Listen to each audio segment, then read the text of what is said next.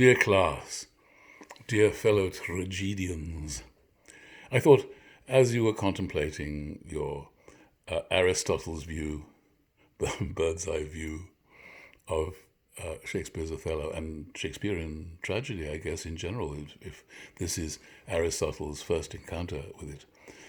I once directed a play of Bertolt Brecht's called The Life of Galileo, in which there are all manner of roles. There are 30 or 40 actors. This was at college. Had a very nice chap from the Middle East called Adel Abdullah. And he had to say something about Aristotle in his part. He has to say it. He used to say, Harry Stotle. So unfortunately, whenever I think of the name Aristotle, I actually hear it as Harry Stotle. So Harry, who's watching this play in amazement, I sometimes think about it, and as I never thought until this class that it might be worth discussing what Aristotle would have felt about a good production. You take him to the Royal Shakespeare Company and seen it well done, what he would think. And so I'm there with Harry and with you, and I'm thinking all kinds of things. Of course, the first thing I'm thinking is, where are the masks? Where are the masks, for goodness sake? We're just seeing faces. It's obscene. It's like people are wearing no pants. It's sort of shocking, that the masks express so much by hiding it.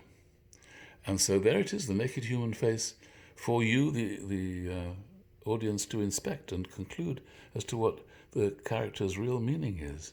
Whereas when you inspect the mask, you see nothing but the mask, as people are in real life masked.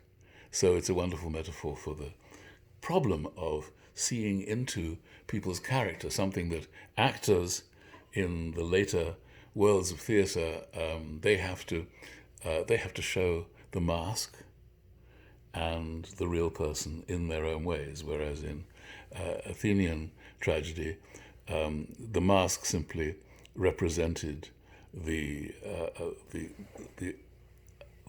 stereotypical version of the character, what other people would think of him or her, and the words themselves and the tone of voice would have to carry the truth when the truth had to be communicated. So I think Harry is thinking, well, damn, in ancient Greek, all these faces, this is so uncomfortable and so weird, and eventually he might get used to it, perhaps not by the end of the play, but after a few more plays he'd think, okay, I think I'm beginning to see who the good actors are, and which at first it was just a whole lot of naked faces, just awful. And also, how many people on stage, oh my God! This is just chaos. When you're used to playwrights who distributed the story carefully among 2 or 3 people and a chorus, Euripides later among more people, but none of this comes into Aristotle. So he's got all these people, and oh my God, and it's just extraordinary. The theatre has run away with itself. And on they come, I'm thinking, Roderigo, Iago's tool, comes on, and he's challenging Iago to live up to the truth of what he's always said to him, to Roderigo. Iago has always said, I hate that darned Moor. Note that the play is called not just Othello, which is how we always refer to it, but Othello, the Moor of Venice. And that's so deliberate. That's such an oxymoron. You can't be a Moor of Venice. It's like saying, I don't know, Othello, the Martian from Paris. I mean, it's just makes no sense. But the whole point of the play is indeed that to be a Moor, no matter how glorious, in Venice, has all kinds of pitfalls that Othello misses. And Iago alerts you to this right at the beginning of the play. It's quite interesting, before people have even really settled into their chairs and stopped throwing oranges at each other as they did in the pit of the Elizabethan theatre. Oranges being there as a prophylactic, supposed to be good, specific against whatever sexual diseases might be out there endangering your life. And so Iago describes what happened. This is the story. This is the genesis of the story that people tend to move on from and ignore and forget. 3 great ones of the city, says Iago, in personal suit. They took a personal day. In personal suit to make me his lieutenant. Here, 3 of the bigwigs, 3 of the top people in the city went to plead in personal suit to Othello to make Iago his lieutenant, off-capped to him. And we already see the racism there. Why is it remarkable that the 3 great ones of the city took off their caps? Of course, metaphorically, they did, and that's Iago's point. They probably didn't take off their caps or have caps to take off. But his point, metaphorically, is they bowed to him. But that they should off-cap to him, white men, taking off their caps to a black man. You feel the racism deep in Iago's soul, right there. Off-capped to him, and by the faith of man, I know my price. I am worth no worse a place. I'm totally, the least I'm worth is a lieutenant. I know how good I am. But he, the Moor that Iago never refers to as Othello, but as the Moor. But he, as loving his own pride and purposes, evades them with a bombast circumstance horribly stuffed with epithets of war. Now, the story that, the image that Iago is presenting here, and the story that he's telling is, he, as though in love with his own pride, his own purposes, he was going to go his own way, his own pride. But it is an interesting warning about Othello. Iago's a smart guy, and this is not entirely untrue. Othello is going to have his way. He's had his way in battle. Why on earth would he yield to anybody else's opinion of what he should do about promotions within the armed forces?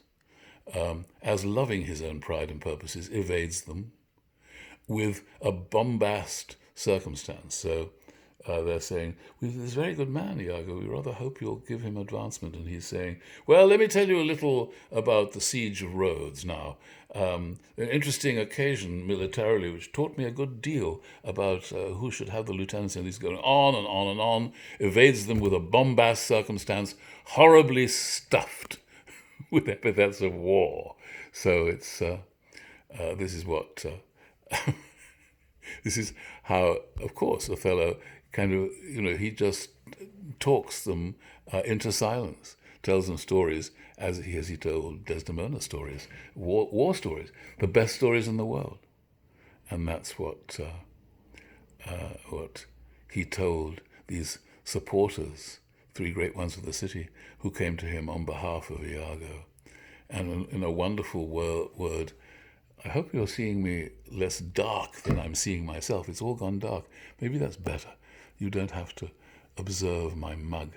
But I'm getting a loss of light there. Maybe I'm just running out of battery. But so I will complete this little video.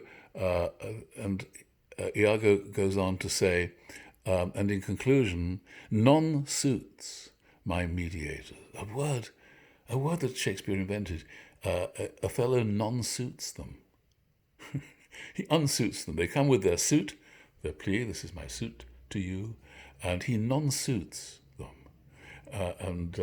Iago is able here to be Shakespeare's alter ego, and to invent words.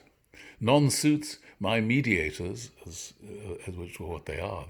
They're mediators between Iago and Othello. For certes, says he, certes is the French word which went straight into English and was used for a long time. It's a fancy word, though. I have already chose my officer. And what was he, forsooth? A great arithmetician. A military man on the blackboard, in theory. One Michael Cassio, a Florentine. A fellow almost damned in a fair wife. So lucky to have this beautiful wife that never set a squadron in the field.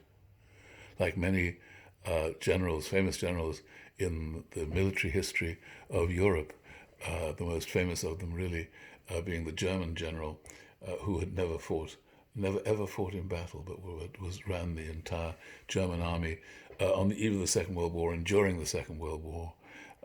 And he was greatly admired, but it was all theory. And so he says, nor in the division of a battle knows more than a spinster. That's a wonderful description.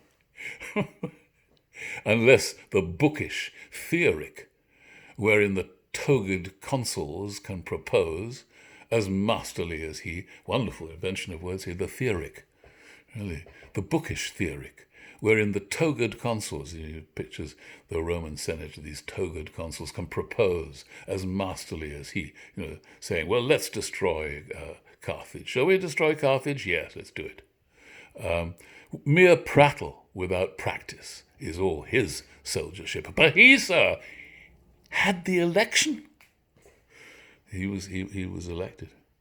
And I, of whom his eyes had seen the proof at Rhodes, at Cyprus, and on other grounds, Christian and heathen, must be beleed and calmed. Beleed is a wonderful term from ships, from naval, where you go when you come to a foreign shore and you look for a place to drop anchor. You do so on a lee shore. Lee, so that it's a shore where the tide will not come. The other side of the little promontory that you've parked yourself behind is where the tide comes. With the lee shore on the other side is safe and calm. Beleed, invented this word. Nobody's been beleed, but beleed and calmed by debtor and creditor.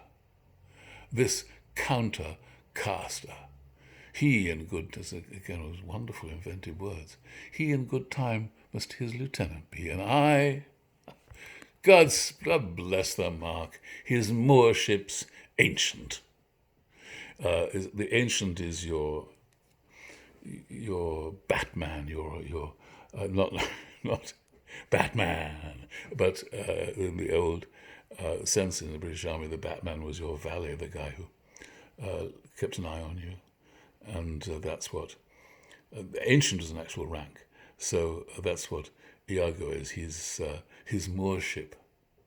He won't say the word Othello. His moorship's ancient. It's the ultimate insult to him. Poor Iago, but it sets it out so clearly what the story is. So I'm going to leave it there because I have an awful feeling I'm in this half-darkness, actually much more attractive than the bright light, I suspect. Hope this finds you well. Dear friends, dear class, be well, be safe.